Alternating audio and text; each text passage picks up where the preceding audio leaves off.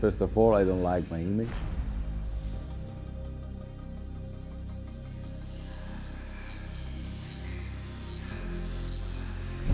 Second of all, I don't think that is the way I want to develop my tattoo career. Why did you never give up?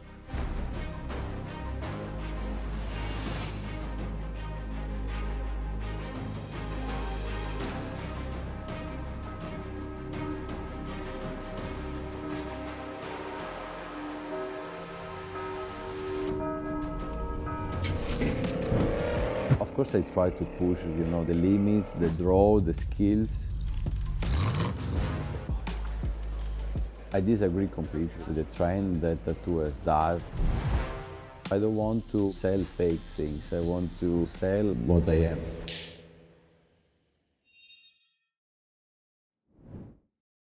So, Matteo, this is the place where it all began. When you return here, now what do you see? That boy without experience, but with a drive to build something? Yeah, when I come here, I see a lot of mistakes. I see a lot of possibilities. And in general, I see a beginning of everything. Basically, to this moment, I feel like there's zero arrival. It's just everything. It's a process to for ourselves to be accomplished by our dreams. So it's every dream is still in progress. So I will never say about me that I am satisfied at the moment. I am satisfied, with my clients, with everything, but I feel like the road, the kind of road, is still long. And actually, I think it can change anytime, depending by our day, how it's starting, how it's ending. So there's not really one way to see a thing, but there are many ways to see the same thing, but in different perspective. Many times I hear these words like everything is already done, but I feel like it's completely not true, but it's just a point of view of this moment. I heard also that, the market is oversaturated, the styles are everything already done, so there's nothing more to create, but I got the feeling that it's just a beginning or just a during of something way bigger than where we are now. So I'm still looking for inspiration anywhere to try to create something new and new again, to inspire also the next generation who will inspire the next generation and so on. Yeah. But I have zero culture about art in general, so I never studied, classic art or painting or anything. So I guess feelings are the inspiration. Like when you feel sad, when you feel happy, when you feel nothing, that's more likely the where inspiration comes from. Yeah. So it's not a specific images or a place, but it's more like the way you leave a place that inspires you to create something new or to stabilize for a while and then wait and create something new again and so on. Your way of living that moment. So moments is the answer, I think. What did Berlin teach you in a way that no other city ever could? I choose to go there because there was zero friends of mine there. In that moment after high school, many people were start to work, many people were going to university, and also to try a different experience, from just to be alone for a while because I didn't have any clear mind of what to do. Germany is similar, but it's still another place, another language, so I wanted to adapt to something new. This experience was completely different from all the rest of my life, so it was weird, I can say. So I was going there completely broke, like no money, just I had a backpack and a bag, like Yeah. a baggage. I booked for the first time just a month in a hostel, shared with 12 people.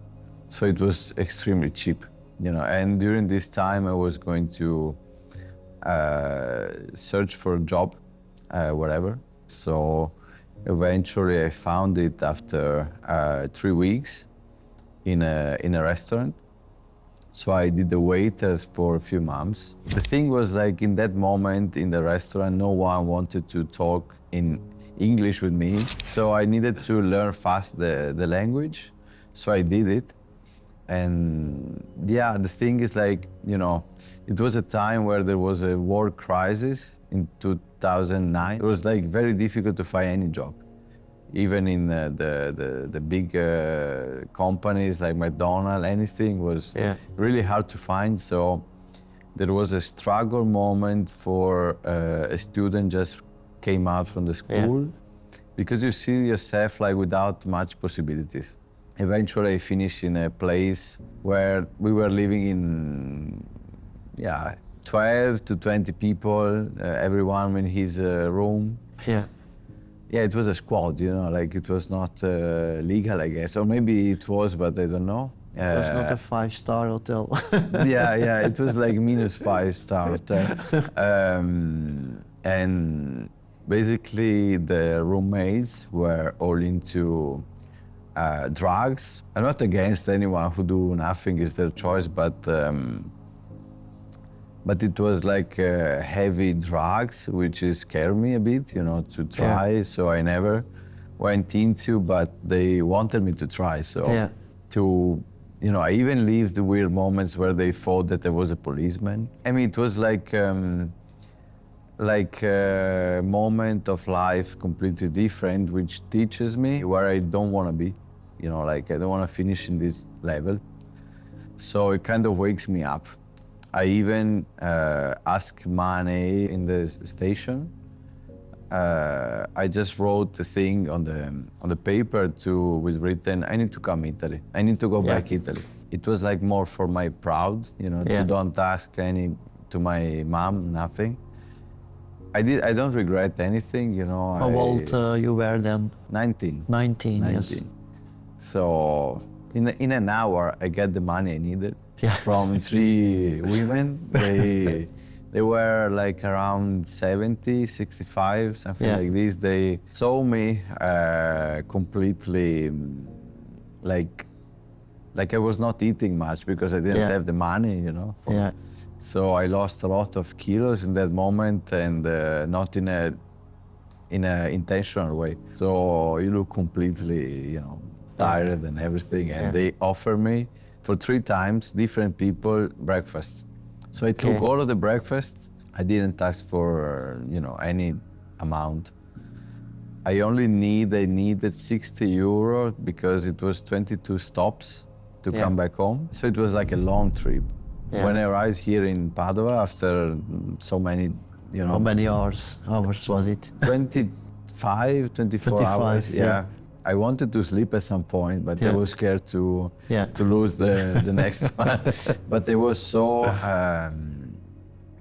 so happy to go back home and to see so many new possibilities, you know, like it's like if I touched the lowest moment of life. And when I arrived here to the station, I just walked to my grandmother's home. And the funny thing is that like 1 week before everything happened, so I got scammed with a fake apartment, you know, it happened everything. So I lost all the last money I had. I received a call from the hospital, because here in Italy you need to do like a request to this hygienic course to make tattoos. So I already had in mind. I never did, but I already had in mind as a possibility. Like I asked for this. They told me, yeah, we do this, but could be 2 years from now, 1 year from now. There was not in the moment many of them tried, you know, for future. And they called me 1 week before I left. So already that gives me so much, you know, like happiness in that low moment. And then a week later, I got scammed with this fake apartment. Yeah. And I had only mind to go to speak to them to start the course. But it happened only after a while because I needed money. So I did waiters again in a bar, and I did the office job again. And then eventually I took the course after maybe 2 years from that moment. Yeah. So I was 22 when I started. 22. I mean, I bought the first stuff, Chinese kit, Yeah. because we need to consider that already 10 or 12, 13 years ago was not so many things as now. So I just bought whatever, the cheapest option, and then try on, like my first one was on me, then my ex-girlfriend, who accepted to get like something really small, but with the ink that I can't even read black, just a lot of Chinese letters, which I don't understand, but it's okay, I'm alive, she's alive too. Nothing happened. I never had idea of the settings, of the size of needles, nothing at all. I just tried, but the feeling of have the machine, like it was amazing. But at the same time, I was having temperature. Like, I did this stuff like so small, but took me forever.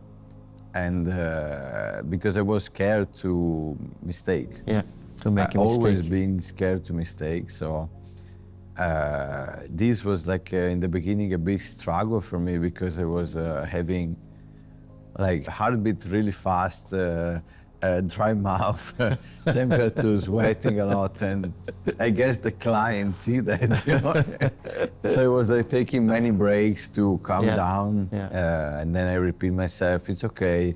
Okay. Try to finish whatever it is, then you will fix in the future. But never happened something like, I did completely something wrong with the movement.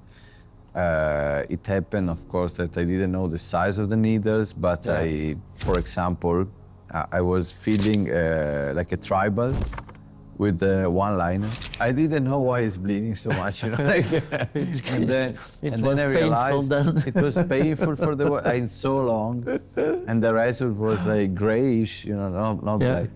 So after I decided to go to a studio, at least to watch. So I lived the real apprenticeship where you basically don't tattoo. You open for them the shop because they are, like lazy rock star tattooers. So they were like more like draw these because this is what is fashion now, like what people want. They never draw before. Nothing. So I realized that to learn to tattoo, you need to step back and learn to draw. So I take a bit of time again to learn to draw, to look on YouTube the tutorials on how to draw the eye, how to draw a face, how to draw a nose. And so there are things that for me is easier with the machine than with paper. I don't know how to draw proportion things in the classic way, like in the academic way. So there are for sure many people who can draw better the classical elements, but I think it's just about how much you want to learn. And then you're gonna learn. So if you want something deep, and there is not also many way back, you need to run to learn. So this is more like my idea of learning tattoo. So it's not about how much you study, it's more like your mind and your feeling about what you're doing. So you really need to love what you do. To not feel the time, not feel the hour, not feel the stress of social and blah, blah. Sometimes I laugh when I see that from the tourists from 6 months. I feel so stressed about this, I feel so stressed about... And I would like to comment, just change it, like, because it's it's something that even a really bad day gives me positive emotion to change it. So it's like addictive, but at the same time, it's like a medicine also to fight my own mind problems when I have. And so I think it's really one of the best choice someone can do to learn this.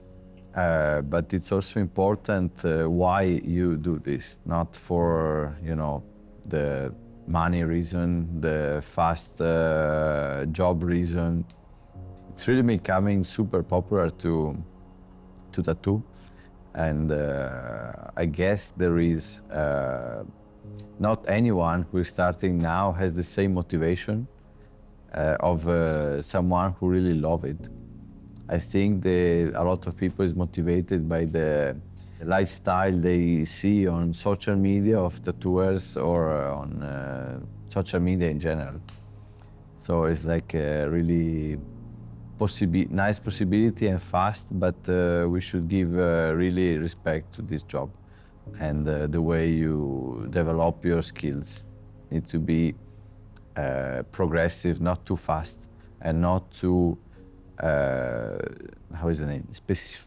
Like I do realistic from 6 months, and I will only do realistic. Yeah. So when someone will ask me a line, a bit bolder or some heavy black, what I do? You know, like oh, okay, nice.